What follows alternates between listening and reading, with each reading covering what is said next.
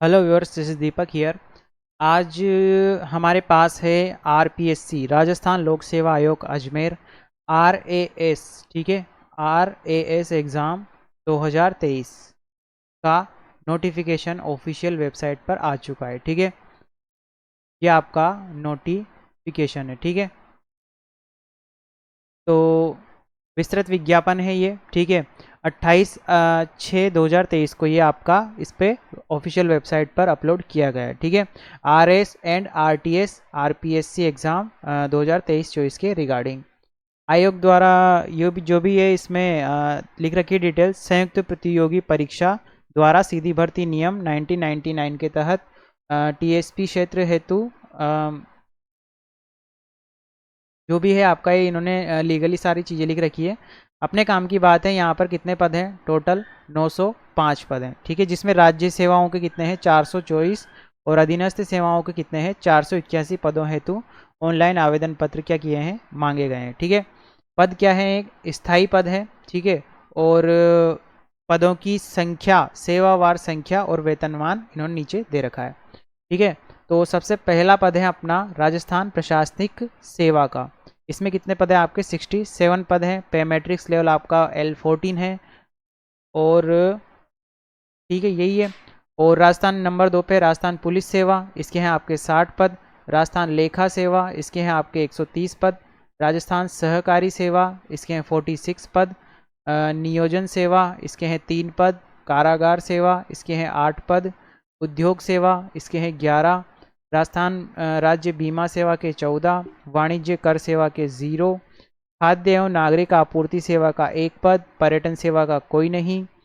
राज्य परिवहन सेवा के आपके 10 पद हैं, ठीक है। और इनके सबके पे मैट्रिक्स लेवल अलग हैं, है ना। जैसे आपकी ये शुरू की जो 3 पोस्ट हैं इन पे मैट्रिक्स लेवल 14 है, और बाकी नीचे फिर 12 है, यहाँ से लेकर और यहाँ तक। उसके बाद वापस ये 14 पद राज्य बीमा सेवा के 14 पर हैं, L14 पर, और बाकी वापस L12 पर। तो ये सैलरी L14 और 12 के अकॉर्डिंग चेंज होगी आपकी, है ना।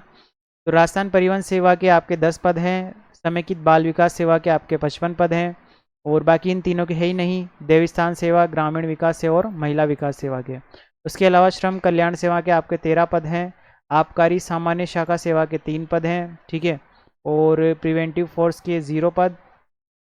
अल्पसंख्यक मामलात सेवा के 3 पद हैं, और राज्य कृषि सेवा विपणन अधिकारी का आपका कोई पद नहीं है।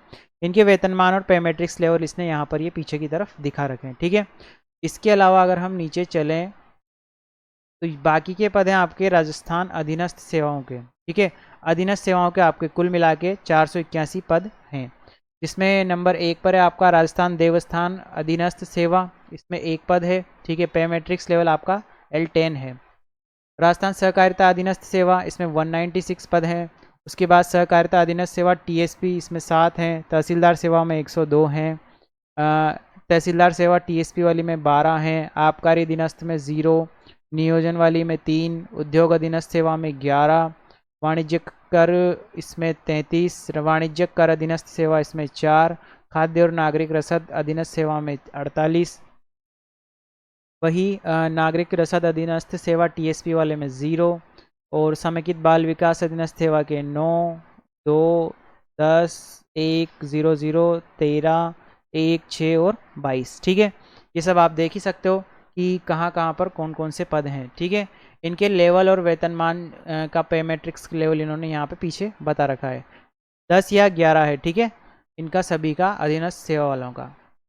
उसके बाद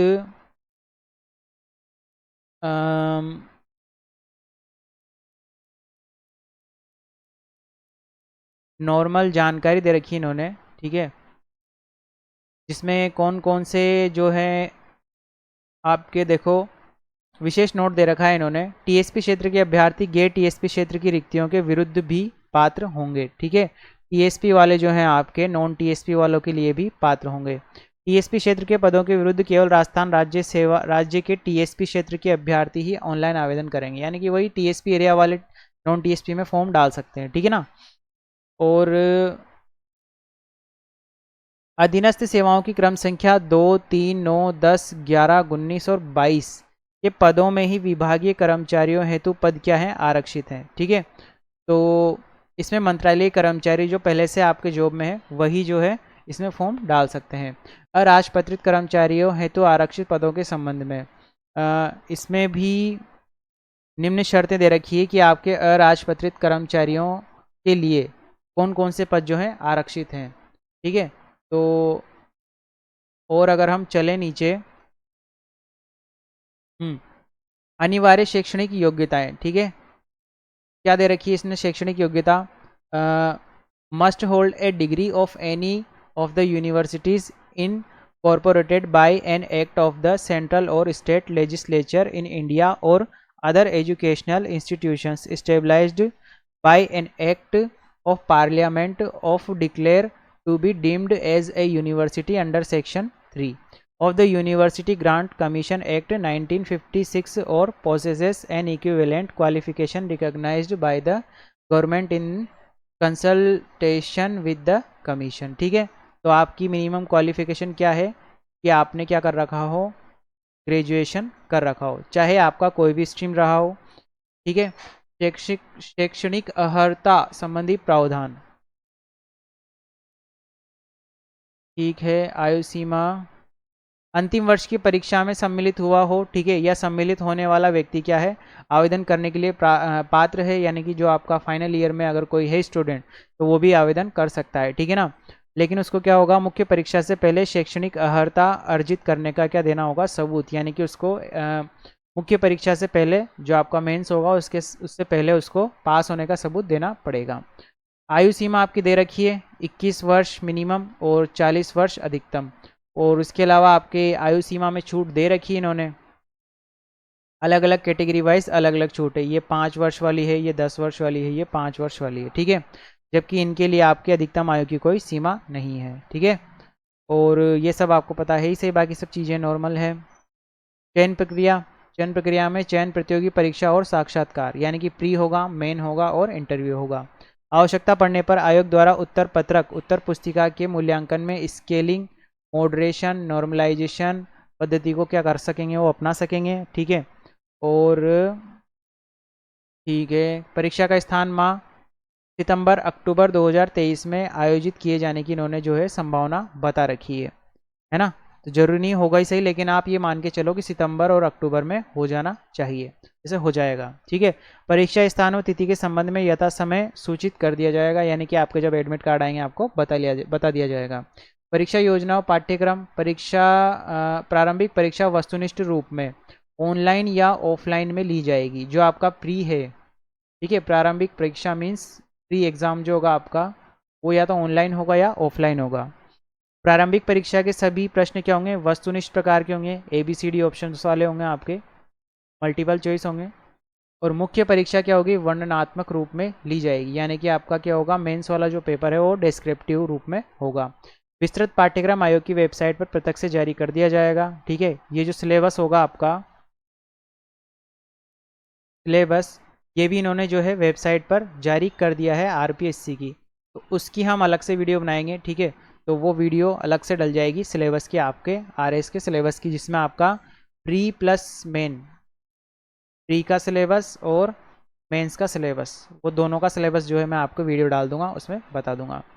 आवेदन प्रक्रिया, आपको ऑनलाइन फॉर्म भरना होगा। ठीक है, 1 टाइम रजिस्ट्रेशन होगा आपका, ये लिख रखा है इसने, 1 टाइम रजिस्ट्रेशन करवाना है। ठीक है, और प्रथम बार 1 टाइम रजिस्ट्रेशन करने के लिए जो भी आपको जो है चीज़ें अपलोड करनी पड़ेगी।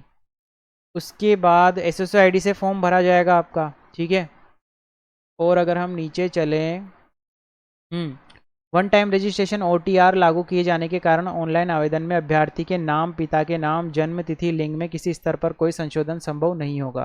तो जब आप OTR यानी कि 1 टाइम रजिस्ट्रेशन करवाएं तो इस चीज़ का थोड़ा सा ध्यान रखना। सभी प्रकार के अनुमत संशोधन हेतु ₹500 निर्धारित कर रखें, बाद में अगर आप संशोधन करते हैं तो। ठीक है, उसके बाद ये इन्होंने OTR के लिए दे रखा है फीस कितनी होगी। ठीक है, 1 टाइम रजिस्ट्रेशन के लिए।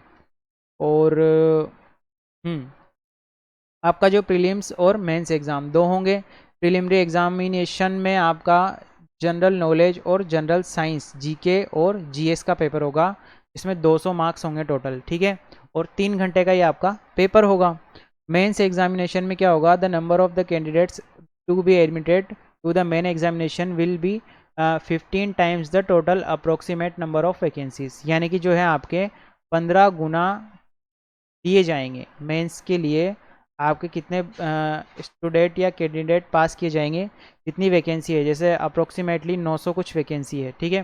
तो 900 को आप 15 से मल्टीप्लाई करो तो उतने नंबर ऑफ कैंडिडेट्स जो है आपके मेंस एग्ज़ाम्स के लिए पास किए जाएंगे, ठीक है। तो इसके अलावा उसके बाद ये मेंस के लिए दे रखा है इन्होंने, ठीक है। मेंस में आपका 1, 2, 3 और 4 पेपर होंगे। इसमें GS first, GS second, GS third और पेपर 4 होगा आपका जनरल हिंदी और जनरल इंग्लिश। सभी 200 200 200 200 मार्क्स के होंगे मेंस का, ठीक है। पर्सनालिटी और वाइवा वॉइस एग्जामिनेशन होगा, ठीक है, जो इंटरव्यू बोलते हो आप जिसे। और इसके अलावा नॉर्मल इंस्ट्रक्शन से बाकी तो सब